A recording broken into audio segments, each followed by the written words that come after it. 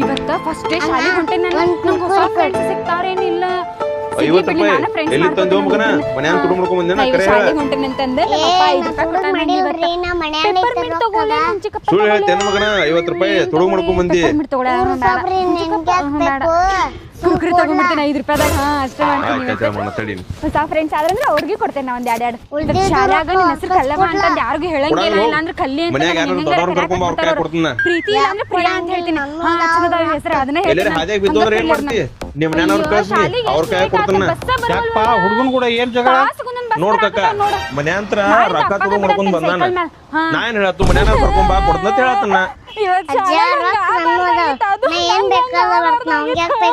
ತಮ್ಮ ಹುಡುಗ ಹೇಳುದ್ರೋಗು ಅರ್ಥ ಐತಿ